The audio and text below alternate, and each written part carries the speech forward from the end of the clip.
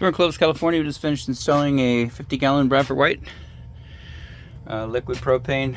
So LP. Should model them right there, the RG250 T6X. So the 50 is the 50-gallon, the 2 is the 2-inch insulation, the T is it's a tall series, 6-year warranty on parts. X is for propane. Not sure what the R is for. Used to be URG because that's low NOx, but we're not used to setting. We're out in Fresno County, so we're not used to setting water heaters out here, so I'm not sure what the model change is. Anyway, so 50-gallon, starting at the top, brand new vent pipe. So in the attic, that's your pipe. We didn't touch that. That's your ceiling bucket. That's a piece of metal that's in the drywall. And there's the 2-inch dual wall B vent goes up to the roof. That's not ours. Below it, adjustable 90, and a piece of pipe, adjustable 90, that's ours. So we cut it, put it together, new piece of pipe in there. It's about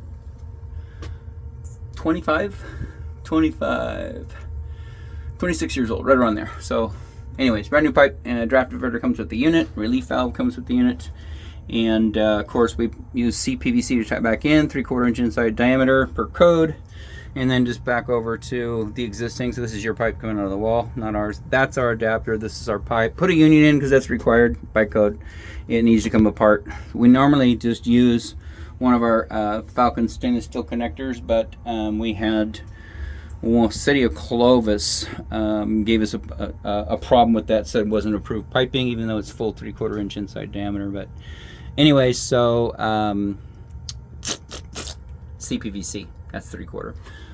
Up here you've got existing galvanized pipe sticking out of the wall, and you've got Watts 3/4 inch full port quarter turn ball valve, so quarter turn on, quarter turn off, on. And then Falcon stainless steel connectors, you can't see them, down to brass extension. So Falcon stainless steel, they're one of the first ones to build a full 3/4 inch corrugated stainless steel connector, and it's ultra flexible. You could take this out, straighten it back out, use it on the next job, maybe replace the gaskets, but that's what we use. They're very expensive supply lines, but that's what we like. And then a brass extension, we put that on there because there is, on the top of this pipe coming out of the water heater, there's a heat trap, little plastic sleeve, and sometimes it leaks a little bit where this, and behind here is a chrome nut. This is where it screws down typically to here. We put that in there and file it flat and gives it a nice seating surface, so that's why that's there. This side, no valve required. That's the hot side, and so it comes down, and then you can see down that peeking out, maybe right there, that chrome, and that's a bad picture. It's all, there it is. There it is. So that's the chrome portion of the Falcon stainless steel connector. That just screws right onto the existing galvanized pipe coming out of the wall. We did file that flat. It's a little corroded.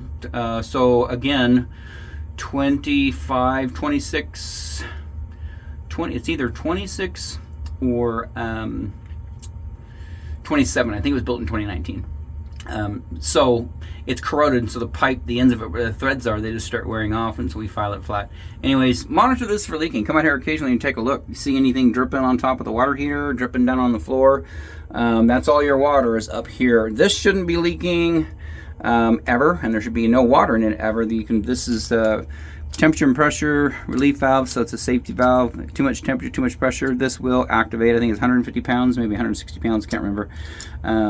It'll activate, and then it'll dump it down to here. One thing that we did do here to bring it up to code is this relief line in the book, and every authority is different. We're in Fresno County, we know their rules. Clovis, City of Fresno, they're different as well. But that had threads, so that's a 90, and then there's threads in there, which means you could technically take a threaded plug, and screw it in there and cap it off. And now that you've got no line to relieve the temperature and or pressure. So they require you to, it has to be something that doesn't have threads in it or on it. So what we had to do is take a piece of pipe, thread it in there, and then cut the bottom off. So I mean, you could pull that pipe out. Obviously, you can unscrew that, but that'd be silly. So anyways, leave it like that. I know it's not painted with your house, but we did upgrade that, so no charge on that. And then upper third adjustable straps, and then lower third adjustable straps. That's code. And so that's good. And then we did give you a new gas valve. We typically do that on all our installations. As much plumbing as we can replace, we do it, just because it's so expensive to come out here and do one item. You know, that valve right there, to replace it, it's $250 for a service call. Most things, that valve up there, $250. So we do it while we're here, just kind of keep some of the money back in your pocket. Plus it's new and we want it to have as many new components as possible. Again, with this, I don't know who enforces it anymore, but we did go ahead and put a T on there, 1/2-inch T, and then a 4-inch nipple, and then a plug. They call that a drip leg, a dirty leg, whatever. In theory, the liquid propane is dirty, and so any debris, when it gets here, it's smart debris, by the way. It's stupid debris. It doesn't know that it can go up, or so it goes down. And then I guess, I don't know what the maintenance on that is. 5 years cleaned out, 10 years cleaned out. No one ever takes it apart. It's just in the code book. So if you don't put it in, then they can call it, and then you have to come back out and put it in. So, and then a brand new gas connector coming over here, tied in, and we do that too on all of our installations. And then of course we have it set to hot. So it's lit right now. So it's going 1, 2. So what's that flash for me? Not area pilot and burner is off. Not an error, minimum. Okay. So one flash every second. So one flash every second. You can see right here, not an error, indicates the main burner.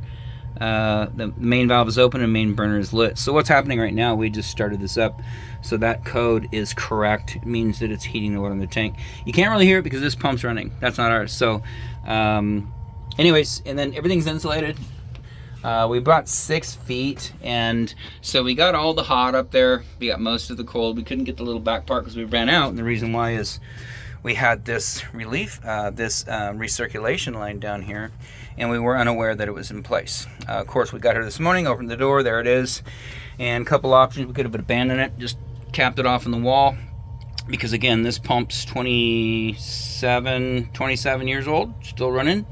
And then come back in and put a new one in at some point, but he wanted it running, which is fine, and so we put it back in for him. All of that's yours. We didn't touch any of that. It's all galvanized. Those gaskets right there, that's your union, by the way. You got to take those 3/8 nuts off, or 1/2-inch nuts off, and take that off. And then when you do that, that gasket that goes to the pump, they're fried. You need a new gasket. So we didn't touch any of that. What we did is we cut the pipe right here, the galvanized. And then we went ahead and unscrewed this piece of pipe. We've got brass adapter in here, and then of course press all the way over here. Brass. This is all solid brass, so brass coming out of the tank. We don't use galvanized for anything. This whole house is galvanized pipe. But so we got a brass T. We got the drain valve. We put that on there. This little, you can take it off, but same thing. What we did is we put this on. The reason why is when you go to drain this water heater, you know, it's kind of in a funky spot if you're trying to hook it up right here.